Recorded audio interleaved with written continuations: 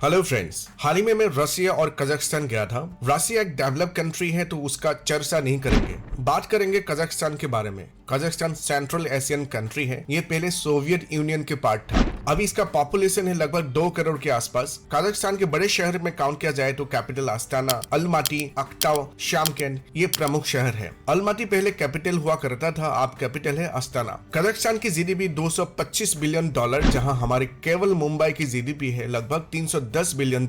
मतलब इंडिया की इकोनॉमी के हिसाब से कजाकिस्तान की इकोनॉमी इतनी कम है कि इंडिया के एक शहर के भी बराबर नहीं है। इंडिया 5th लार्जेस्ट इकोनॉमी है और कजाकिस्तान 54th पोजीशन में आता है। जीडीपी के बाद इसलिए कह रहा हूँ ताकि आप दोनों देशों के बीच में इकोनॉमिक कंपैरिजन कर पाए और पता कर पाए कि इंडिया की आर्थिक स्थिति कितने मजबूत है। स्टिल आप कजाकिस्तान की एक सिटी और इंडिया की एक सिटी कंपेयर करके देखोगे, आपको जमीन आसमान के फर्क महसूस होगा। केवल कजाकिस्तान ही नहीं, कोई भी डेवलपिंग फॉरेन कंट्री की एक सिटी के साथ कंपेयर करके आप देखोगे तो आपको लगेगा कि आपकी सिटी कम से कम 20 से 25 साल पीछे है। जैसे आप अलमाटी पहुंचते हो आपको एक अलग फील होगा। अलमाटी के road, green area, cleanness, organise infrastructure, traffic rules, transport system देखोगे तो आपको लगेगा कि सिटी हो तो ऐसा ही होना चाहिए। इंडिया की किसी भी सिटी से बिल्कुल अलग है। सिटी एंट्री करते ही आपको वाव फील आने लगेगा। बट इंडिया की ऐसा कोई भी सिटी नहीं है जिसका इंफ्रास्ट्रक्चर, क्लीननेस, ट्रांसपोर्ट सिस्टम देख के आप ये कह पाओगे इट्स वाव। डेवलपिंग कंट्री होने के बाद भी ऐसा क्या कमियां रहेगा जिसकी वजह से इंडिपेंडेंस के 75 साल होने के बाद भी ऐसा एक हमने सिटी डेवलप नहीं कर पाया जो डेवलप कंट्री से तो छोड़ ही दो, कजाकिस्तान जैसे देशों की सिटी की तरह डेवलप नहीं कर पाए। इसके लिए जिम्मेवार कौन है और क्यों है, चलिए आज इस वीडियो से समझते हैं।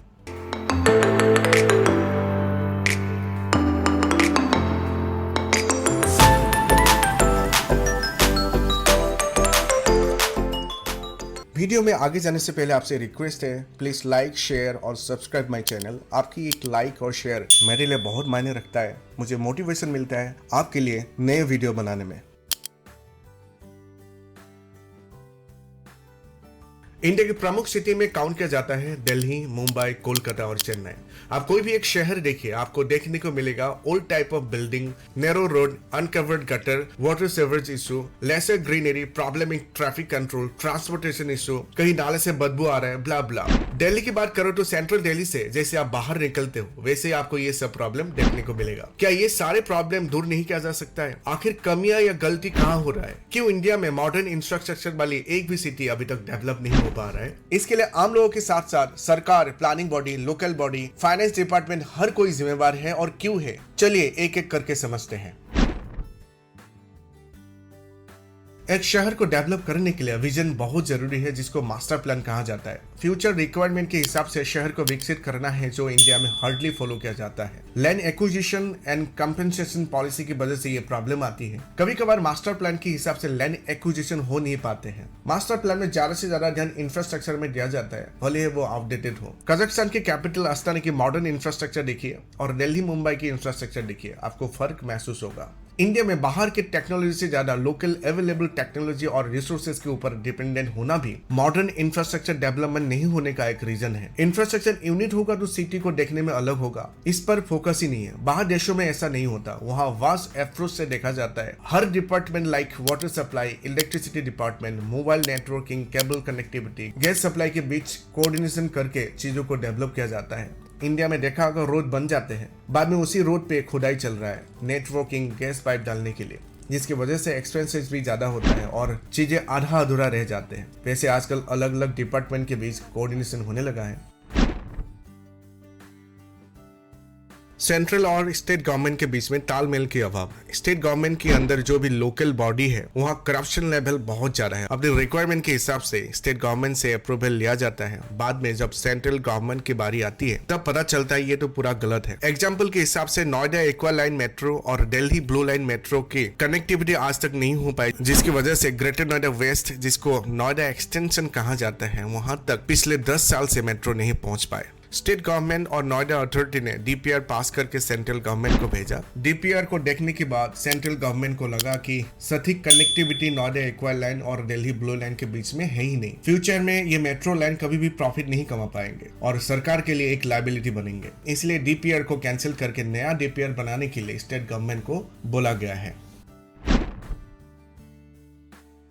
इंडिया की इकोनॉमी 5th लार्जेस्ट है, बट पॉपुलेशन भी 140 करोड़ से अधिक है। 80 करोड़ लोगों को 5 केजी अनाज देना पड़ रहा है सरकार को। यही है फाइनेंशियल स्थिति आम लोगों की। इकोनॉमी के हिसाब से पर कैपिटा इनकम भी बहुत कम है। कजाकिस्तान की इकोनॉमी इंडिया की तुलना में बहुत कम है, बट पॉपुलेशन कम है और इंडिया जैसे फाइनेंशियल इनइक्वालिटी भी नहीं है। कजाकिस्तान की पर कैपिटा इनकम लगभग $12,000 है और इंडिया की पर कैपिटा इनकम $2,200 के आसपास है। मतलब कजाकिस्तान के लोगों की इनकम इंडिया के लोगों से लगभग 6 गुना ज्यादा है। इसीलिए अलमाटी अस्ताना जैसा हाईटेक सिटी बनाने में $1 बिलियन खर्चा होता है और उसका मेंटेनेंस और जिस सोर्सेज से फाइनेंस आए हुए हैं लाइक वर्ल्ड बैंक, उसको रिटर्न करने के लिए जो भी खर्चा होगा वो लोकल बॉडी लाइक डीएमसी को ज्यादा से ज्यादा टैक्स कलेक्शन करके वसूलना पड़ेगा। कॉस्ट ऑफ लिविंग 3-4 गुना बढ़ जाएगा। भारत में आम लोगों की इनकम बहुत कम है, जिसकी वजह से वैसे शहर में रहना बहुत मुश्किल होगा। ऊपर से ज्यादा गरीबी की वजह से गवर्नमेंट को वेलफेयर स्कीम चलाना पड़ता है। एजुकेशन हेल्थ में ज्यादा से ज्यादा एक्सपेंस होता है। एज ए रिजल्ट ऐसे सिटी डेवलपमेंट के लिए जितना पैसा चाहिए होते हैं वो कम पड़ जाते हैं।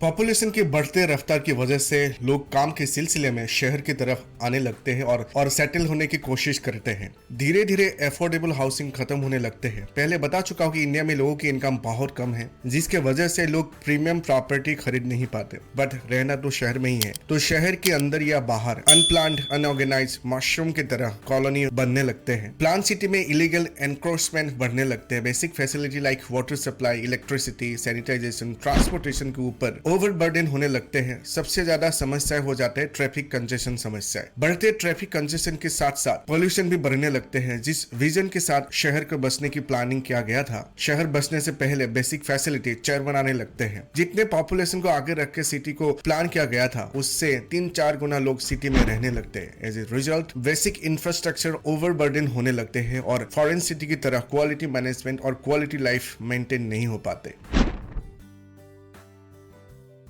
ट्रैफिक रूल के लिए लिमिटेड कार और लिमिटेड पॉपुलेशन होना चाहिए।